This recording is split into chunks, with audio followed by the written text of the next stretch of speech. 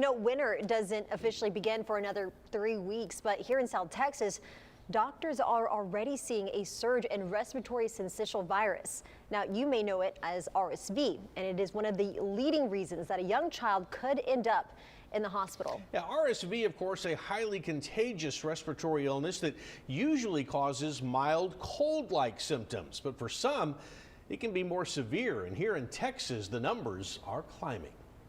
The most recent report from the Texas Department of State Health Services shows that for our South Texas region, nearly 1 in 4 RSV tests came back positive. Earlier this month, that figure was 1 in 3. There are now vaccines for older adults and pregnant women, but Dr. John Roberts, the director of pulmonology at Driscoll Children's Hospital, says that when it comes to infants and children, dealing with RSV for most falls under the category of supportive care. We don't have a medication that will help them. We support them. So we give them, make sure they're hydrated. So if they're able to drink, they drink, or they get IV fluids. We make sure their oxygen is okay. If they need extra oxygen, we give it to them. But Driscoll is also going a step further.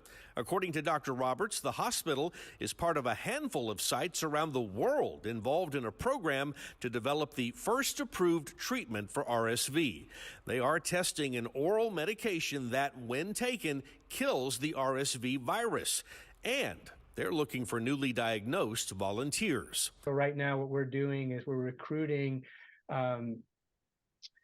infants and toddlers up to 3 years of age to be able to come into the study to take this medication for 5 days. So in some cases, the actual medicine will be given, and in others, it will be a placebo.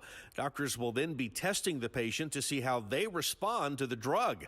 Dr. Roberts says that if they can show that the treatment helps, they will be that much closer to getting it approved and prescribed.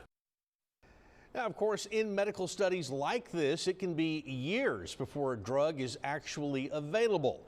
But if you'd like to find out more about the study, just look for this story on our website, KIIITV.com.